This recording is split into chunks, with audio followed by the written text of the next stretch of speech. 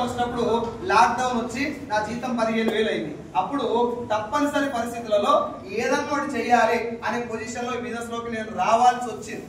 Right, నా friend నాకు పరిచయం చేసింది కానీ సఫల కంపెనీ అనుకుని ఒక 4 months దాకా వెళ్ళలేదు. ఎందుకంటే మీ దగ్గర ఏం కనబడుతున్నాయి ఇలా మనకి ఎస్టీజ్ అని గూగుల్ లో కొడితే కథం పేస్టులు సబ్బులు పాయకాలు కడిగేది అందులో మీద ఇవే కనబడతాయి. నాకేమనిపిస్తుంది అంటే ఇంత బతుకు సబ్బులు అమ్ముతారా మొత్తానికి మేనేజర్ సబ్బులు అమ్ముతారా అనిపించి మీటింగ్కి వెళ్ళలేదు. లాస్ట్ మీటింగ్ వెళ్ళిపోయినంటే నన్ను జాయిన్ చేసిన పేరు బాలం శ్రీనివాస్ సార్, నా డిగ్రీ క్లాస్మేట్.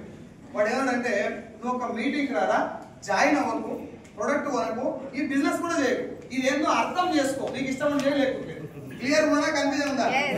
నేను 2 కారణాలతో మీటింగ్కి వెళ్ళా. ఆ 2 కారణాల్లో మొట్టమొదటి కారణం ఏంటంటే బయటికి వెళ్ళి ఎవడన్నా వచ్చి నీకు ఊరికే బయటలాడుతుంటే వాడిని చీప్ అవుతాడా బాగా వాల్యూ ఇస్తావు, ఏంటి చీప్ అవుతాడా? ఊళ్ళో సర్పంచ్ ఎలక్షన్ నిలబడి వంగవాడు దండాలు పెట్టాడు, అమ్మా మీరు ఓటు నాకు అమ్మా అని అయోసబో పోయినసారి వేస్తే చేసినాడు. ఇట్లుంటుంది మన డిమాండ్, అవునా కదా? ఏం చేయాలి? ఆ ఊరుకా మన కొబ్బరికాయ వచ్చిపోయి ఆయనకి వెళ్ళాలి, నీకు వెళ్ళాలి. ఎంత డిమాండ్ ఉంటుందో తెలుసా మన మాటలో. మన కర్మకాడ గెలిచి గ్రామ పంచాయతీలో కూర్చున్నాను సార్, మా ఇంటికాడ లైట్ వస్తుంది. బయటికి ఎంత వచ్చింది బిజినెస్? 1000, 10, 100, 1000 చెప్తే నేను నమ్మేటోనేమో. ఎంత చెప్తారు ఇలా? మనకి చిన్నప్పటి నుంచి లచ్చ అంటే డర్రు, లచ్చ సంపాదన లేదు. అప్పులు అయితే లక్షలు, అప్పులు ఉంటాయి లక్షలు, కానీ సంపాదన లక్షల్లో లేదు. మనం ఎంత శాలరీ అయినా 30 జరగండి అయితే అంతే. ఈ గ్యాప్ లో ఉంటే తప్ప మనకి లక్షల ఆదాయం లేదు. నేను ఇన్ని సంవత్సరాలు కష్టపడితే 20,000, 30,000, 40,000, 50 వస్తానికి చాలా కష్టపడ్డా. ఇక్కడ రూ. 1,00,000 వస్తాయంటే ఇది గ్యారెంటీగా ముంచేది అని ఫిక్స్ అయ్యి 4 నెలలు మీటింగ్ పోలేదు. ఏంటారు ఏమంటే నేను జాబ్ వదిలేస్తున్నాను గవర్నమెంట్. నేను గవర్నమెంట్ జాబ్ ట్రై కూడా చేయదు. వాడు కొట్టినోడు వదిలేస్తా అంటున్నంటే దేనికోసం? వెస్టేజ్ కోసం. నాకేమనిపించింది అంటే గవర్నమెంట్ జాబ్ వదిలేసేంత ఏముంది నా వీడేదో తప్పు చేస్తున్నట్టుండు. నేను మీటింగ్ పోయి అందులో ఏదో మోసం ఉంది అనుకున్నా కదా, ఆ మోసం ఏందో ఏం చెప్పి ముందు ఈ నోటి నిన్న మనం వస్తే నా ప్రాణం మీద అంటే నేను మీటింగ్ పోయేది నేను జాయిన్ అయితే కాదు సారు, నన్ను తీసుకుపోయినోని జాయిన్ కాకుండా చేస్తాను.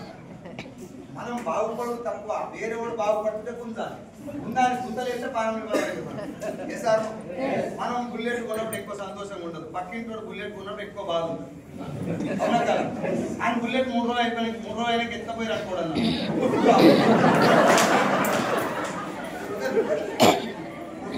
పోవాలి. ఏం మాట్లాడి మొదటి బుల్లెట్ కొన్నాడు పోయి చెప్తారు కంగ్రాచులేషన్స్ బ్రో బుల్లెట్ మస్తుందని చెప్తాం, కానీ నా బండి పెట్రోల్ లేదు. ఇది హ్యూమన్ నేచర్, ఎవరు అతీతం కాదు. సీన్ కాకుండా కొత్త చేద్దామని ట్రై చేస్తే నన్ను ఇచ్చిపెట్టి ఆడేది కొత్త ఇద్దరం కలిసిపోవాలి. మీటింగ్ పోయి కూర్చున్నది ఎందుకంటే ముందు ఇది బంద్ చేయాలని పోయి కూర్చున్నాక ఒక 15 నిమిషాల క్లాస్ మాత్రం కాన్సన్ట్రేటెడ్ గా విన్నా. అది విన్నాక నా జీవితం ఉంది. రైట్,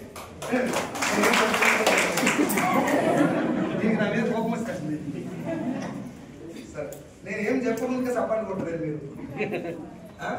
70 నుంచి 80 లక్షల మంది ఇప్పుడు నన్ను గుర్తుపడు. ఏపీ, తెలంగాణ, తమిళనాడు, కర్ణాటక, మహారాష్ట్రలో ఇప్పుడు నా టీం వెళ్ళి నేను ఏపీ, తెలంగాణ 6.5 లక్షల మందికి బిజినెస్ ఏందో చెప్పగలిగిన. డిఎస్పీ తోటి కూడా ప్లాన్ చెప్తున్నాం, పోలీసులతోటి, లాయర్లతో, ఇంజనీర్ తోటి, టీచర్లతో, వాళ్ళ దగ్గరికి పోయే ప్లాన్ చెప్తున్నాం. ఇంత క్లియర్ గా నేను చెప్పగలగడానికి కారణం ఏంటంటే ఆ 15 నిమిషాలు నాకు ఇచ్చినటువంటి సబ్జెక్ట్. ఇప్పుడు నేను అదే 15 నిమిషాలు 50,000 ఉద్యోగాన్ని వదిలేసి వచ్చిన నేను బిజినెస్ లోకి 13,000 వచ్చినప్పుడు 13,000 వచ్చినప్పుడు 50,000 ఉద్యోగాన్ని 24 లక్షలు అప్పు ఉన్నప్పుడు వదిలేయడం అనేది మామూలు విషయం కాదు. నాకైతే నేను వదిలేసినట్టే ఈ బిజినెస్ మీద అంత ఫ్యూచరిస్టిక్ ఆలోచన నాకు అనిపించింది. ఇది చాలా బాగుంది, ఇందులో భవిష్యత్తు ఉంది. నా జీవితాన్ని మార్చగలిగే ఒకే ఒక్క ఇండస్ట్రీ భూమి మీద డైరెక్ట్ సెల్లింగ్, అందులో ఒకే ఒక కంపెనీ అని నాకు అనిపించింది. మీకు అనిపిస్తుందా లేదా? ఈ 15 నిమిషాలు అయిపోయినట్టు నాకు చెప్పండి. Are you ready? ఇంకొకసారి 1 గురించి ఎంతో కొంత అవగాహన ఉందా? కన్స్ట్రక్షన్ ఫీల్డ్ గురించి ఎంతో కొంత అవగాహన ఉందా? పోలీసు వ్యవస్థ గురించి, డాక్టర్ వ్యవస్థ గురించి, కూరగాయల బిజినెస్ గురించి, వ్యవసాయం గురించి, అన్నిటి గురించి ఎంతో కొంత క్లారిటీ ఉంది. ఉందా? డైరెక్ట్ సెల్లింగ్ గురించి ఎంతమంది క్లారిటీ ఉంది? అది లేదు కాబట్టి మోసాలు జరిగే అవకాశం ఎక్కువ ఉంది. ఇప్పుడు మనం ఏం చేస్తున్నాం? సో డైరెక్ట్ సెల్లింగ్ అంటే ఇలా మోసం చేసే కంపెనీలు ఎట్లుంటాయి? ఇప్పటిదాకా భూమి మీద మోసాలు చేసినందుకే ఇండస్ట్రీ రాలేదు. ఏ ఇండస్ట్రీ మోసం చేస్తుంది రాదు, కానీ అందులో కష్టపడడానికి ఇష్టం లేని వాళ్ళు, కష్టపడడానికి ఓపిక లేని వాళ్ళు ఈ మోసాలు చేసే కంపెనీలు, మోసాలు చేసే స్కీములు తీసుకొస్తారు. సార్ పోలీస్ వ్యవస్థ మంచిదా కాదు? లంచాలు తీసుకునే పోలీసులు కూడా లేదు. అక్కడ లంచాలు తీసుకునే తప్ప పోలీస్ వ్యవస్థ తప్ప, ఆ పర్టికులర్ పర్సన్ తప్ప, అవునా కదా? ఇక్కడ కూడా డైరెక్ట్ సెల్లింగ్ లో జెన్యూన్ కంపెనీస్ చాలా ఉన్నాయి. ఇండస్ట్రీ యాక్చువల్ గా చాలా వండర్ఫుల్ ఇండస్ట్రీ. కాకపోతే ఈ ఇండస్ట్రీ పేరు చెప్పుకొని కష్టపడడానికి ఇష్టం లేని అందరూ స్కీములు స్టార్ట్ చేశారు. చాలా మంది జనాలకి స్కీమ్లు అలవాటు అయ్యాయి. స్కీమ్ ఇంత కట్టాలి, ఇంటికాడ ఒకసారి పడుతూనే ఉంటుంది. వారానికి 1000, వారానికి 2000. ఈ వారం అనేది పడుతుంది. ఎట్టకెళ్ళి వస్తున్నాయి పైసలు, ఎడకెళ్ళితే నాకేది, కట్టెకాడికి వస్తుందా, ఎవడెట్ట పోతే నాకేది. అట్లా అనుకున్నప్పుడు నువ్వు కూడా ఏదో ఒక ముందుతావని నీకు డబ్బులు ఒక దగ్గర నుంచి వస్తున్నాయి అంటే ఎవరో ముంచితే నీకు వస్తున్నాయి. నువ్వేం కష్టపడలేదు, ఇంకా గుర్తులు వచ్చినాయి, ఇంకోడో కష్టపడితే నీకు వస్తున్నాయి. రేపు పొద్దున నువ్వు కూడా అట్లే ముందు ఛాన్స్ ఉందా తెలుసు. ఆ స్కీమ్ లేదు, డైరెక్ట్ సెల్లింగ్ లేదు. డబ్బు సంపాదిస్తున్నాం కాబట్టి వెస్టిజ్ గొప్పది కాదు సార్. ఏం చేస్తే డబ్బు వస్తుందో ఆ పని గొప్పది కాబట్టి వెస్టిజ్ గొప్పది. ఇప్పుడు మనం మాట్లాడుకోవాల్సిన డబ్బు గురించా పని గురించి? Are you all ready? So direct selling ఇండస్ట్రీకి 105 సంవత్సరాలు సార్. 1920లో ఈ బిజినెస్ మొదలైంది. మన ఇండియాకి 1996 లో వచ్చింది. 1996లో వచ్చిన ఈ బిజినెస్ గురించి జనాలకు కనీసం బేస్ అవగాహన కూడా లేనప్పుడే జనాలు జాయిన్ చేయడం మొదలుపెట్టింది. ఏం చూపెట్టంటే, నేను జాయిన్ అయినా 6 నెలలు అయింది, కారు కొన్నా. నేను జాయిన్ అయినా సంవత్సరం అయింది, ఇగో ఇల్లు కట్టినా. ఇట్లా అచీవ్మెంట్స్, డబ్బులు, ఈ ఆస్తులు, అంతస్తులు చూపెట్టి జాయిన్ చేసేది తప్ప ఏం చేస్తే డబ్బులు వస్తున్నాయి అవి చెప్పరా. ఒకవేళ దోస్తు అడిగిననుకో ఏం చేయాలని, నన్ను నమ్మవా, ఇన్ని నెలల సోపతికి ఇంతేనా, ఇక 10,000 కూడా నమ్మవా, నన్ను అవి అట్లా కట్టించు పైసలు. వాడు వీడిద్దరు మునినాక 90 ఇయర్స్ అభిజోడు తప్ప ఎందుకు మోసపోయినా కూడా సోయలేదు. అందుకే ఇప్పుడు నేను బిజినెస్ లోకి వచ్చిన ఫస్ట్ డే నుంచే ఏ ఒక్కరి దగ్గరికి పోయి మీరు జాయిన్ అవ్వండి, నీకు లక్ష వస్తుంది, ఈ బిజినెస్ చాలా బాగుంటుంది, నో. బాగుంటుందా లేదా మీరు చెప్పండి, బిజినెస్ ఏదో నేను చెప్తా. Are you ready? Are you all ready? So direct selling ఇండస్ట్రీకి 105 ఏళ్ళు అని చెప్పిన 1996 ఇండియాకి వచ్చింది. జనాల్ని మోసం చేస్తున్నటువంటి ఫ్యూచర్ లో చేయబోయేటటువంటి స్కీమ్లు ఏవైతే ఉన్నాయో వాటి పేరు money circulation scheme, pyramid scheme, Ponzi scheme and chain system. ఈ 4ని గవర్నమెంట్ ఆఫ్ ఇండియా 2013లోనే పూర్తిగా బ్యాన్ చేయడం జరిగింది. సరే మీరు పూర్తిగా బంద్ చేసినని చెప్తారు కదా, ఇప్పుడు లేవా అని అడుగుతారు. గుట్కా బంద్ చేసినా లేదా? ఉందా లేదా? ఇప్పుడు కూడా కానీ బంద్ చేసినా ఉంటూనే ఉంటాయి. మనం ఏది చేయాలని తెలుసుకొని మనం చేయాలా వద్దా మనం డిసైడ్ కావాలి. ఇక్కడ ఈ 4ని బంద్ చేసిన అదే గవర్నమెంట్ 2016 సెప్టెంబర్ 9వ తారీఖున ఒరిజినల్ డైరెక్ట్ సెల్లింగ్ ఇండస్ట్రీకి 13 పేజీల గైడ్ లైన్స్ ఇవ్వడం జరిగింది. 2021 డిసెంబర్ 28న మొదటిసారి ఒక గెజిట్ కూడా రిలీజ్ చేయడం జరిగింది. డైరెక్ట్ సెల్లింగ్ ఇండస్ట్రీ ఇలా ఉంటుంది. ఇలా ఉన్న ఇండస్ట్రీలో ఇలా కంపెనీ ఉంటే మీరు ఏ కంపెనీలో జాయిన్ అయినా మోసపోవడానికి అవకాశం లేదు అని చెప్పి గవర్నమెంట్ కూడా చెప్పారు. మన తెలంగాణ గవర్నమెంట్ కూడా 2018 నవంబర్ లో దీనికి గైడ్ లైన్స్ ఇచ్చారు. రీసెంట్ గా సెప్టెంబర్ 13 తారీఖు 2024 అన్న నేను డేట్ కూడా ఎందుకు చెప్తున్నా అంటే మీరు ఇంటికి పోయి క్రాస్ చెక్ చేసుకోండి. డేట్ తో సహా చెప్తున్నా, ఇయర్ మొత్తం కాదు, డేట్ తో సహా. సెప్టెంబర్ 13 తారీఖు 2024 ఇద్దరు చీఫ్ సెక్రటరీస్ గవర్నమెంట్ తరఫు నుంచి Telangana government chief secretaries mister JS Ranjan IAS officer, mister PC Chauhan IPS officer, వీళ్ళిద్దరితోటి FIDSA అమ్మా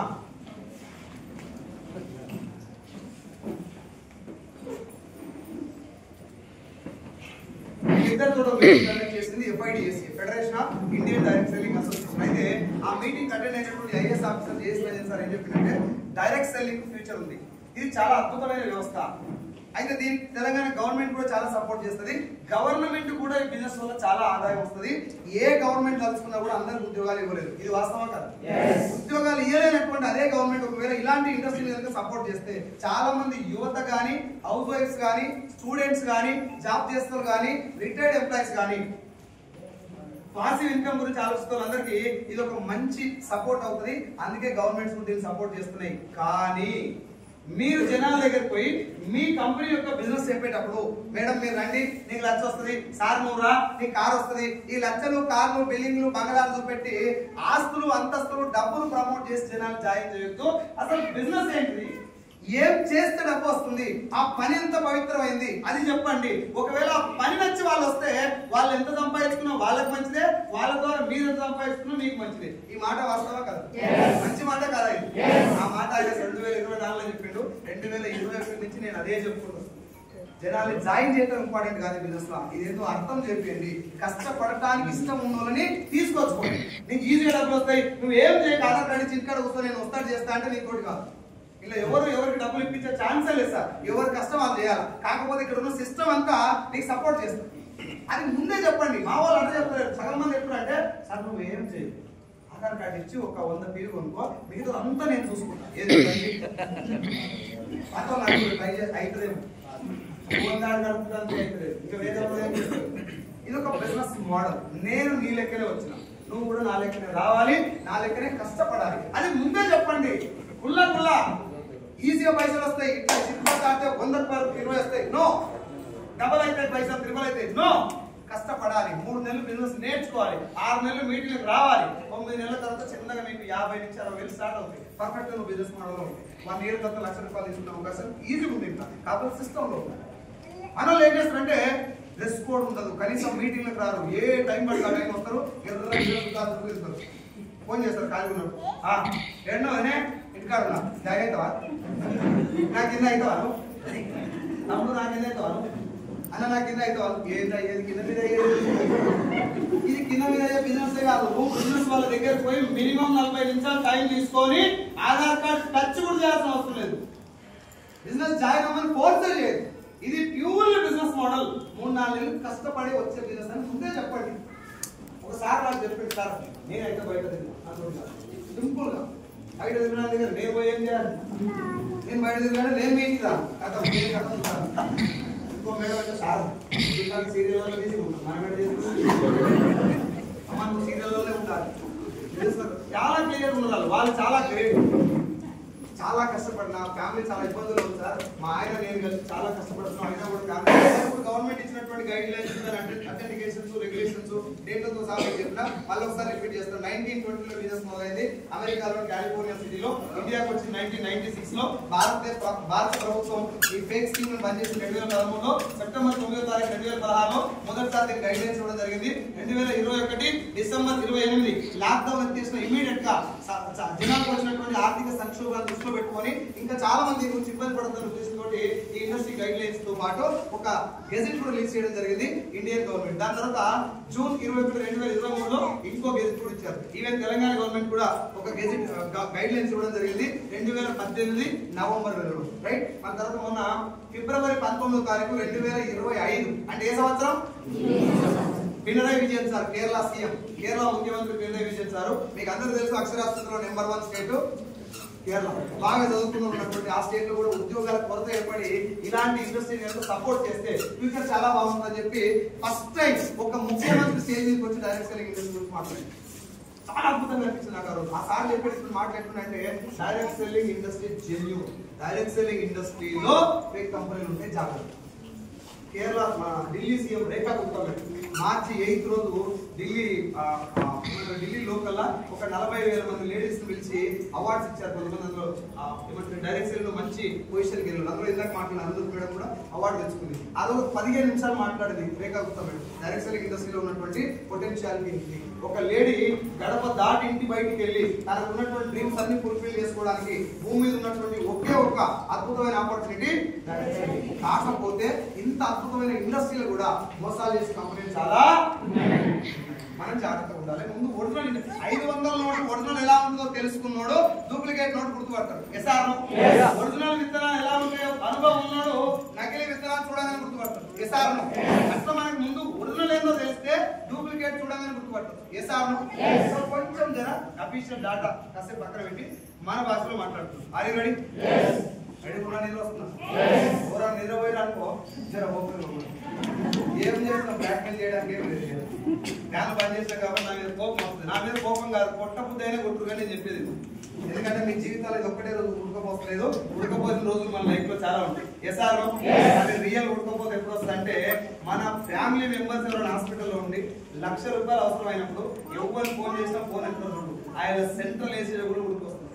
క్లోజ్ ఫ్రెండ్స్ ఎవరు నీకోసం ప్రాణం ఇస్తాం ఆ మాట ఫోన్ ఎత్తారు. అది రియల్ ఉడకపోతా. కాబట్టి కొంచెం జర నా మీద కోపం వచ్చినా నేను చెప్పేది విని అర్థం చేసుకోండి. ఆల్రెడీ సింపుల్ గా బిజినెస్ అర్థం చేసుకోవాలంటే సార్ మన ప్రొడక్ట్ షాప్ కి వెళ్ళి కొనేటటువంటి ఇంట్లో వాడే ప్రొడక్ట్ ఉన్నాయి కదా, సబ్బు surf shampoo paste hair oil cooking oil floor cleaner toilet cleaner బట్టలు వచ్చేది అంటు దోమేది టీ పౌడర్ కాఫీ పౌడర్. ఇప్పుడు నేను చెప్పిన ప్రొడక్ట్ అన్ని మన అందరి ఇంట్లో ఉన్నాయా? ఉంటాయా? కుదరడానికి మానేస్తారు. మనిషి భూమి మీద బతుకున్నట్టు ఇది ఉంటుంది. ఖచ్చితంగా వాడాల్సిన ప్రొడక్ట్ కాబట్టి వీటితో మన కుటుంబం ఆరోగ్యం కూడా ఆధారపడి ఉందా? ఏం లేదు.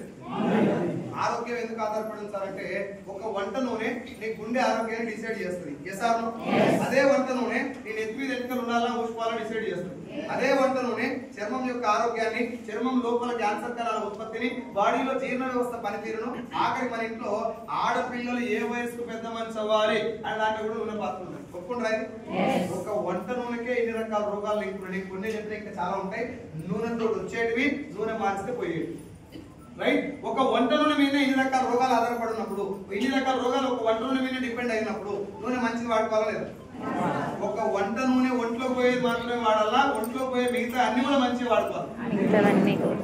ఒంట్లో పోయేటివేనా ఒంటికి వాడేటి? అమ్మ అందరూ మాట్లాడతలేదు. ఒంటికి వాడే కోనాలకు పోషమ్మ ఉపాసం ఉన్నాడు. మాట్లాడితే మనకి అర్థం అవుతుందా? బాగోదు ఎట్లా మాట్లాడు సార్? ఎస్ఆర్నో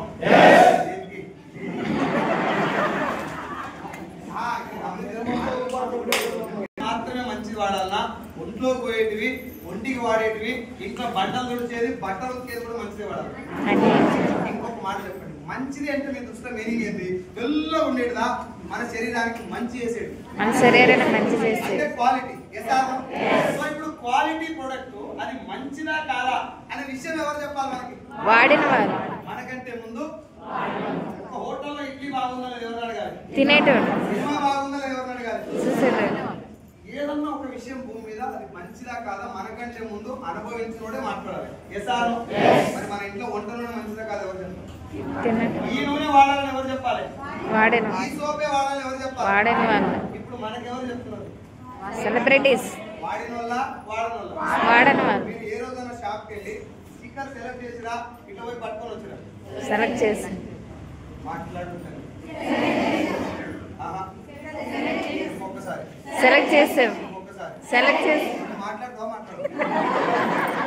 స్టిక్కర్ సెలెక్ట్ చేస్తారా లేదా? గట్టిగా చేస్తాం. ఇంట్లో వీక తింటారు మాత్రమే ప్రొడక్ట్ మీకు తెలిసింది. ఏదైతే ఎక్కువ సార్లు యాడ్ వస్తుందో అది మన ఇంటికి వస్తుంది. అవునా కదా? ఇప్పుడు అడ్వర్టైజ్మెంట్ లో ఎక్కువ వస్తుందంటే అది మంచిదనా, బాగా క్వాలిటీదనా, లేకపోతే బాగా ఫేమస్ అనా? ఫేమస్ వాడాలా, క్వాలిటీ వాడాలా? ఏది వాడాలి? క్వాలిటీ. మీ మాటకే వదిలేస్తున్నా. మేడిమిక్స్ క్వాలిటీయా సంతూర్? సంతూర్ ఫేమస్. సంతూర్ ఫేమస్, మేడిమిక్స్ అయితే మనం ఏది వాడాలి? మేడిమిక్స్ వాడాలి. ఏది వాడుతారు మీరు? సంతూర్. మేడిమిక్స్ మంచిదని తెలిసిన సంతూరే ఎందుకు వాడుతుండొచ్చు? ఇప్పుడు అన్ని ఏమన్నా డబ్బు